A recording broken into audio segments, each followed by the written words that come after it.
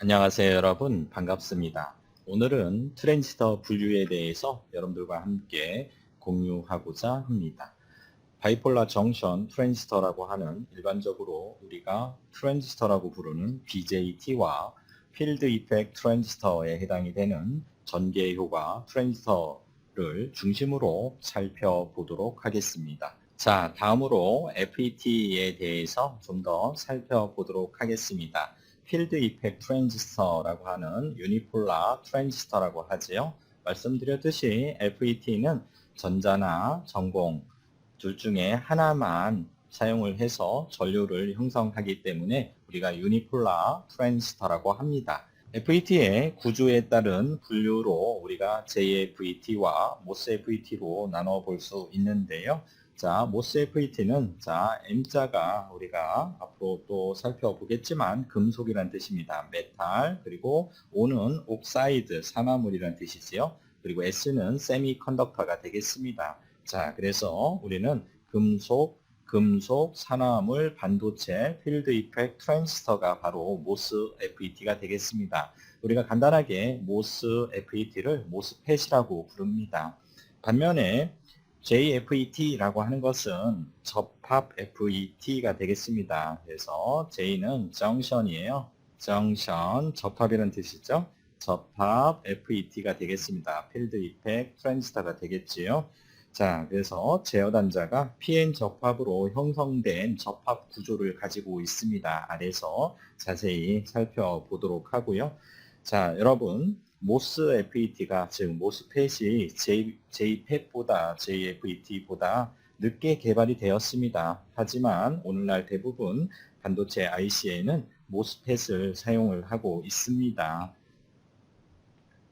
JFET는 JPET은 오디오, 기기 등 아날로그 회로에 많이 사용이 되고 있지만 MOSFET은 소비 전류를 작게 할 수 있기 때문에 마이크로 컴퓨터 등의 집적 회로, 즉 집적도가 높은 디지털 IC에 주로 사용이 됩니다. 자, 그러면 접합 FET, JFET에 대해서 하나씩 살펴보도록 할까요, 여러분? FET는 3개의 단자로 구성이 되어 있는데요. 자, 보시다시피 게이트라고 하는 단자, 그리고 소urce, 그리고 드레인이라고 하는 단자가 있습니다. 자, 여러분, 게이트는 소urce와 드레인 사이의 전류 흐름을 제어하는 역할을 하게 될 것입니다. 게이트라고 하는 것은 게이트죠. 게이트라고 하는 것은 무엇이냐? 소urce와 드레인 사이의 전류를 제어한다. 소urce와 드레인 사이의 전류 흐름을 제어하는 역할을 합니다. 전류 흐름을 제어하는 역할을 하고요. 소urce는 어떤 역할을 하냐 하면 전류를 운반하는 캐리어를 공급합니다. 전류를 운반하는 캐리어를 공급하죠. 자, 그리고 마지막으로 드레인은 소urce에서 공급된 캐리어가 채널 영역을 지나 소자 밖으로 방출되는 단자입니다. 자, 소urce에서 공급된 캐리어가 채널 영역.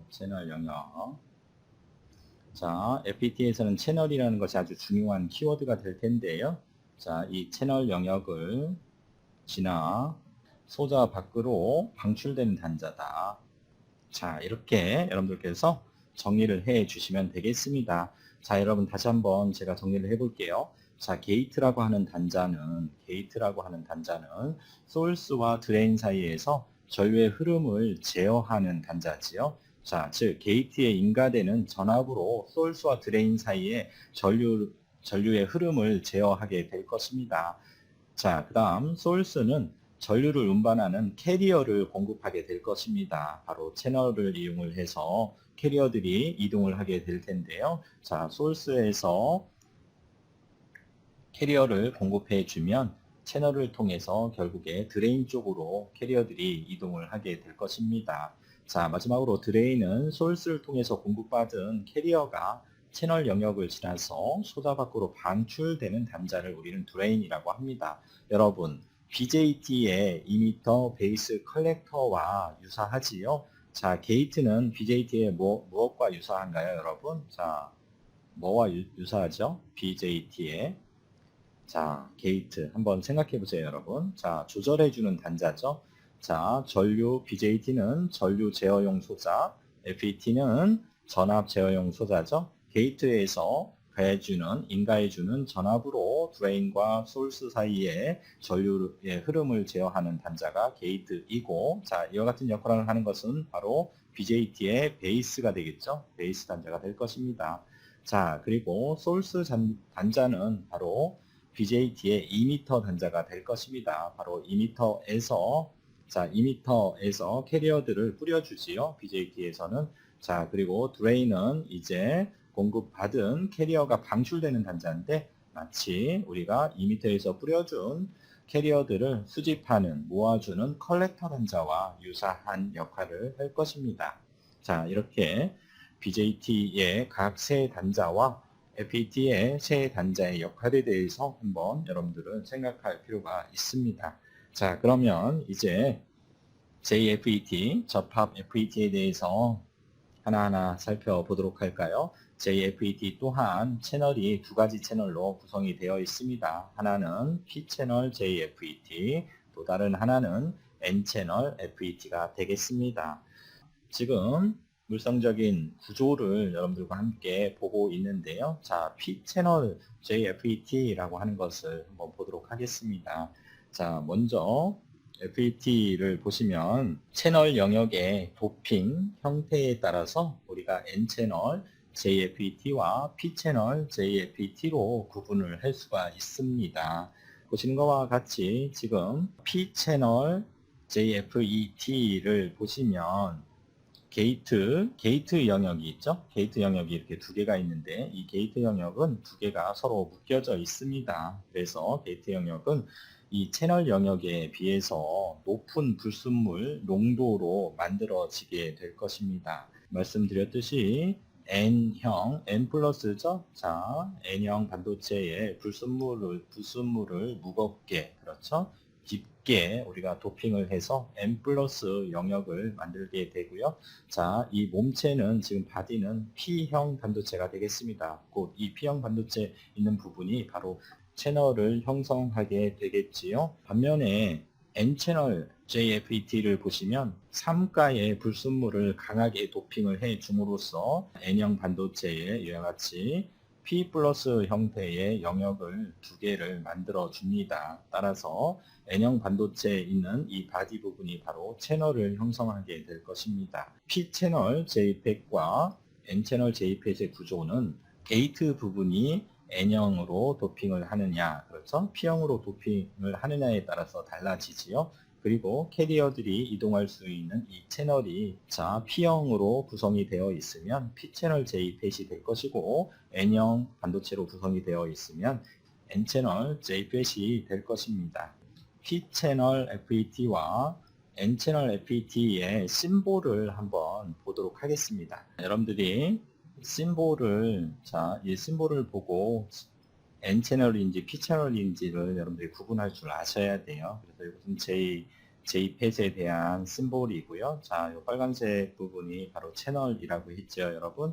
자, 그래서 이 단자는 화살표가 있는 단자가 게이트 단자이에요. 게이트 단자이고, 그리고 소스 단자, 드레인 단자죠. 마찬가지로 이것도 화살표의 방향이 다르지요, 여러분. 게이트 단자와 소스 드레인 단자입니다. 제가 이 채널을 색깔로 구분을 해놨기 때문에 여러분들 벌써 눈치를 채셨으리라 봅니다. 자, 그래서 이것을 어떻게 기억을 하냐 하면, 자, 화살표가 바깥쪽으로 나가는 것이 바로 우리는 P채널입니다. P채널 JPET이고요. 자, 화살표가 꽂히는 것이 N채널 JPET이고요. 여러분들 그냥 쉽게 생각을 하시면, 이렇게 기억을 하시면 오랫동안 또 기억을 할 수 있을 것 같은데요. BJT와 FET는 좀 반대로 생각을 해주시면 돼요. 베이스에 화살이 꽂히면 PNP 트랜지스터라고 했잖아요. 그렇죠? 자, 마찬가지로 요 요 게이트 단자에서 화살이 꽂히면, 자, P채널이 아니라 반대로 생각하셔야 돼요. FET는. 그래서 BJT와 반대로 생각해 주시면 돼요. 좀 우습지만, 여러분. 자, 요 게이트 단자가 채널 쪽으로 화살이 꽂혔다라고 하면 N채널 FET다. 그리고 게이트 단자가 채널에서 화살이 빗나갔다라고 하면 여러분들은 이것을 P채널로 생각을 해주시면 됩니다. 반대로 생각해 주세요. 요 화살표를 한번 잘 보도록 합니다. 다른 방법은 자, 이렇게 기억을 하시면 돼요. 자, 이것은 뭐라고 했죠, 여러분? 채널이라고 했었죠? 자, 요 화살표를 봐주세요. 요 화살표를 여러분들이 어떻게 생각을 해 주시냐 하면요. 요 화살표를 여러분들께서는 다이오드로 생각을 해 주세요. 다이오드로 생각을 해 주세요. 자, 그래서 자, 그려볼게요. 제가 다이오드 심볼을 이렇게 그리지 않습니까? 캐소드와 자, 에노드로 이렇게 다이오드를 우리가 그릴 수 있고요. 자, 이 다이오드는 어떻게, 자, 뭐와 동일하다고 했었죠? PN 접합 다이오드인데요. 에노드 쪽이 뭐라고 했습니까, 여러분? P형이라고 했었죠? P형, 그렇죠? 캐소드 쪽이 뭐라고 했어요? N형, 네거티브, P형, 포지티브, 그렇죠?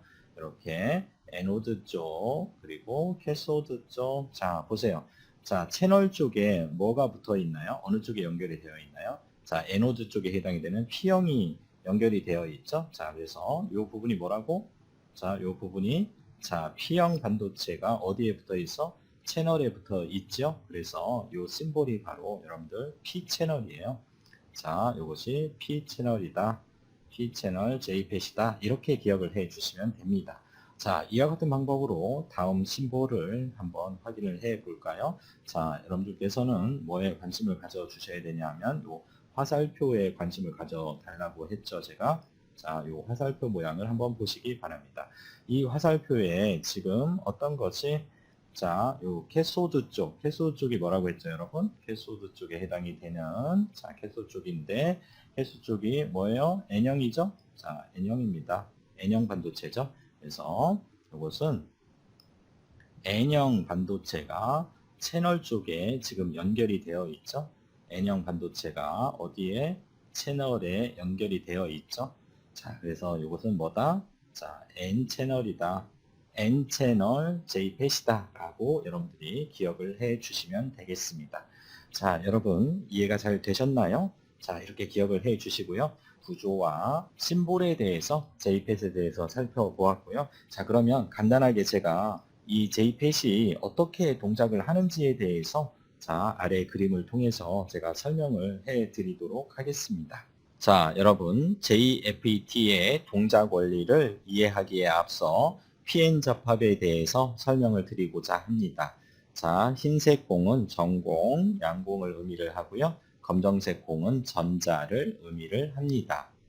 P형 반도체와 N형 반도체를 접합을 하면 경계면에서, 여러분 이게 경계면이죠? 자, 이 경계면에서 어떤 현상이 발생이 될까요? 경계면에서는 확산 현상, 즉 디퓨전이라고 하는 현상이 발생이 됩니다. 즉 N형 반도체의 자유전자는 쉽게 경계면을 뛰어넘어 P형 반도체의 전공과 재결합이 이루어지고 사라지게 될 것입니다. 여러분, N형 반도체는 실리콘 격자의 옷가에, 즉 최외곽에 5개의 전자를 가지고 있는 도너 불순물을 첨가해서 만든다고 했지요. 자, 삭가의 실리콘 전자와 요 4개의 전자는 공유 결합을 하고 있을 것입니다. 그렇지만 한 개의 남은 전자는 쉽게 이동할 수 있는 자유전자가 되는 것이지요. 따라서 경계면에 있는 전자와 전공은 쉽게 재결합이 이루어질 것입니다. 자, 보시면 N형 쪽에 있는 전자는 경계면을 뛰어넘어 전공과 재결합을 하고, 자, 이 전자도 P형에 있는 전공과 재결합을 통해서 사라지게 됩니다. 재결합을 통해서 경계면 주변은 캐리어가 없는 공간으로 만들어졌습니다. 바로 이것이 여러분들 공핍층이라고 하는 거예요. 자, 이 영역을 우리는 디플리션 레이어라고 합니다. 디플리션 레이어라고 하고, 자, 이것을 우리는 공핍층이라고 합니다.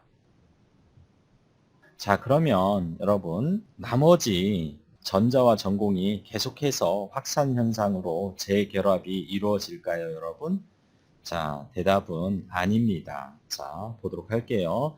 자, 오른쪽을 보시면 인이라고 하는 옷가에 불순물이 있지요. 자, 최외각 전자가 5개가 있습니다. 자, 그런데 어떻게 됐죠, 여러분?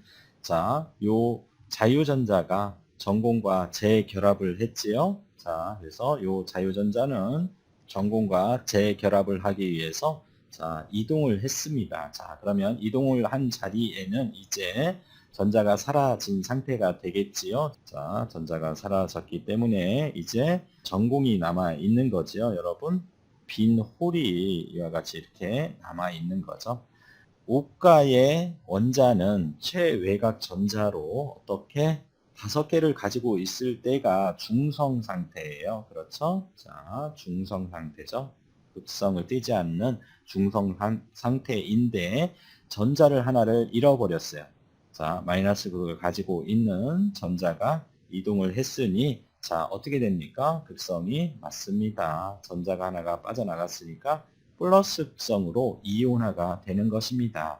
자, 그래서 N형 반도체에 전자가 사라지면 자, 플러스로 이온화가 되는 것입니다. 자, 전자가 사라진 곳은 플러스 극으로 이와 같이 이온화가 이루어지겠지요. 자, 다음은 왼쪽을 한번 보도록 할게요. 자, 붕수와 같은 삼가의 억셉터 불순물은 최외곽 전자가 3개를 가지고 있습니다. 그래서 하나는 빈 홀이 있죠. 홀이 있습니다. 이 상태가 바로 중성 상태가 되는 것입니다. 중성 상태가 되는 것이고요. 자, 그런데 어떻게 됐죠, 여러분? N형 쪽의 자유전자가 바로 빈 홀로 쏙 들어왔지요, 여러분? 이렇게 쏙 들어왔지요, 전자가 쏙 들어왔습니다. 그래서 아래처럼 이와 같이 빈 집에 전자가 하나가 들어온 상태가 되었습니다. 즉, 전자가 하나가 없었을 때가 중성 상태인데 전자가 하나가 들어왔으니까 이것은 어떻게 되는 거예요, 여러분? 마이너스로 이온화가 되는 것입니다. 이해되셨습니까? 자, 그래서 P형 쪽에서는 전공과 전자가 재결합을 통해서 사라진 곳에는 마이너스로 이와 같이 이온화가 될 것입니다. 자, 그러면 플러스와 마이너스 극이 형성이 됐네요. 그렇죠? 자, 그러면 이 곳에는 전개가 형성이 됩니다. 플러스에서 마이너스로 이와 같이 전개가 형성이 될 것입니다. 자, 이 전개는 말씀드렸듯이 더 이상의 확산을 막는 힘으로 작용이 될 것입니다. 자, 보세요. 자유전자가 경계면을 뛰어넘어서 전공과 재결합을 해서 사라졌어요. 그래서 우측에 있는 전자 또한 경계면을 뛰어넘어 이동을 하고 싶습니다. 자유전자이기 때문에 쉽게 이동할 수 있다고 했었죠.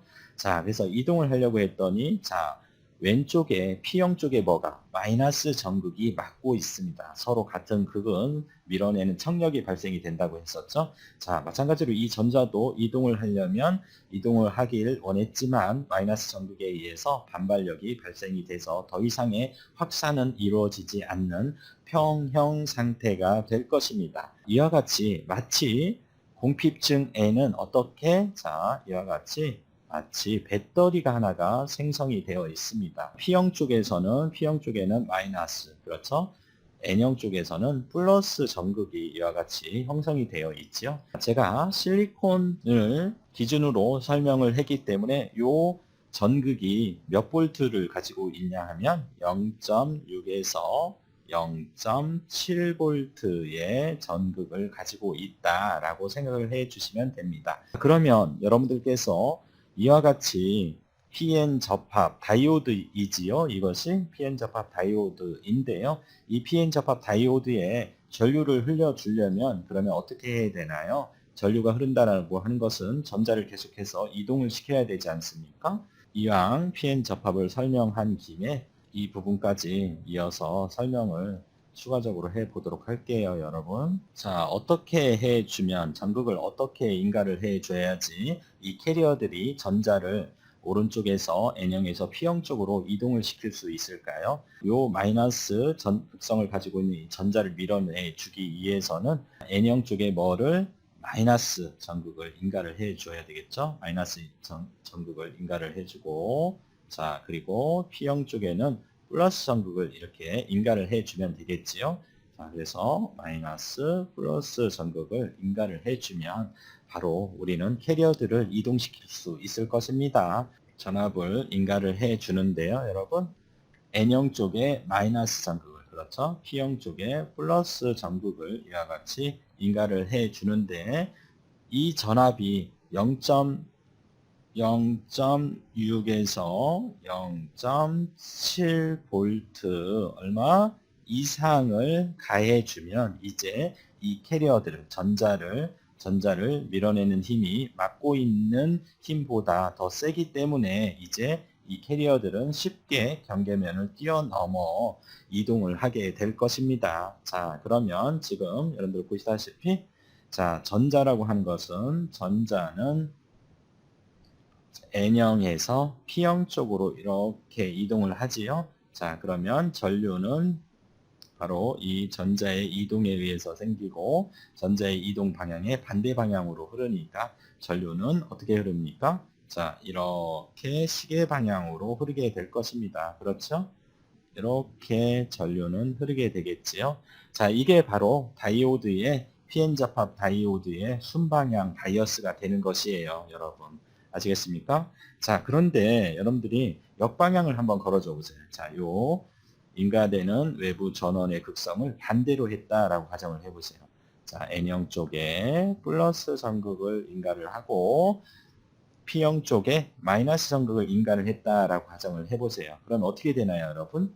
이 전자들은 플러스 전극에 의해서 이끌리겠죠? 자, 그래서 이 전자들은 바로 이제 플러스 전극 쪽으로 서로 다른 극은 우리가 어떻게 된다고 했었죠? 끌어당기는 인력이 발생이 된다고 했었죠? 자, 이와 같이 이끌리게 될 것입니다. 그리고 전공은 바로 플러스 성질을 가지고 있으니까 강한 마이너스 극 쪽으로 이렇게 끌려가겠지요. 자, 화살표의 길이는 전극에 가까이 있는 캐리어들은 힘을 더 세게 받는다는 의미로 제가 화살표의 길이를 달리 그리고 있습니다, 여러분. 자, 이렇게 되면 어떻게 되나요? 공핍층은 점점 넓어지겠지요. 점점 넓어지겠고 전개는 더 세게 만들어질 것입니다. 전개와 자, 전압은 비례 관계에 있지요. 자, 그래서 캐리어들이 이제 이 장벽을 뛰어넘어 이동하기란 상당히 어려운 상황이 벌어졌습니다. 자, 이런 경우에는 이제 캐리어들의 움직임이 없기 때문에 전류가 흐르지 않지요. 이와 같은 바이어스 방법을 우리는 역방향 바이어스라고 합니다. 자, 여러분 이해가 잘 되셨나요? 자, 제가 JFET의 동작 원리를 설명하기에 앞서 PN 접합에 대해서 설명한 이유는 바로 어디에 있냐 하면 이 공핍층에 대한 아이디어를 가져오기 위함이었습니다. 자, 결국에 자, P채널 JPEG과 N채널 JPEG을 보시면 전극을 외부에 바이어스를 걸어주지 않은 상태이지 않습니까? 이 상태에서 P 채널의 바디의 P형과 그리고 강하게 도핑되어 있는 N형으로 도피되어 있는 이 경계면을 보시기 바랍니다. PN 접합으로 되어 있죠. 마찬가지로 여기도 PN 접합, 그렇죠? PN 접합으로 되어 있습니다. 바이어스 전압을 걸어주지 않은 상태에서 이 경계면, PN 접합 경계면에서는 뭐가 생긴다고 했었죠, 여러분? 맞습니다. 디플리션 레이어가 생긴다고 했었죠? 자, 제가 디플리션 레이어를 표시를 한번 해 보도록 하겠습니다. 자, 이와 같이 자, 제가 디지타이저로 그리다 보니까 자, 이쁘게 그려지지 않는 점은 여러분들이 이해를 해 주시고요. 자, 이와 같이 공핍층이 형성이 되어 있습니다. 이와 같이 공핍층이 형성이 되어 있겠죠? 자, 지금 채널을 중심으로 해서 게이트와 PN 접합되어 있는 곳의 경계면에 이와 같이 공핍층이 형성이 됨에 따라서 캐리어들이 이동할 수 있는 이 채널의 폭을 우리 외부의 게이트와 소스 사이에 바이어스 전압을 걸어줌에 따라서 조절할 수 있는 원리가 되겠습니다. 자, 그러면 이제 JFET의 동작 원리에 대해서 좀 더 살펴보도록 할까요, 여러분? 자, 이와 같이 전원을 지금 인가를 했어요. 자, VGG라고 하는 전원을 인가를 했는데요. 여러분 잘 보세요. N채널 모스펫을 예를 들어서 제가 설명을 해 드리도록 하겠습니다. PN 접합에 어떤 현상이 벌어졌다고 했었죠, 여러분? 자, 공핍층이 형성이 되어 있다라고 했었죠? 자, 그래서 여기는 이제 공핍층이 형성이 이렇게 되어 있을 것입니다. 공핍층이 형성이 되어 있을 것이고요. 자, 우리가 공핍층이 형성되어 있는 상태에서 자, 바이어스를 걸어 주었어요. 자, 그래서 게이트 솔스 간 VGG라고 하는 바이어스 전압을 걸어줬는데 보세요. P형 쪽에 뭐를 자 마이너스 전극을 가했죠. P형 쪽에 마이너스 전극을 가하고 요 바디는 뭐라고 했습니까, 여러분? 자, 제가 N채널 모스펫을 예를 들고 있으니까 이 바디는 N타입의 반도체가 되겠지요. 그렇죠?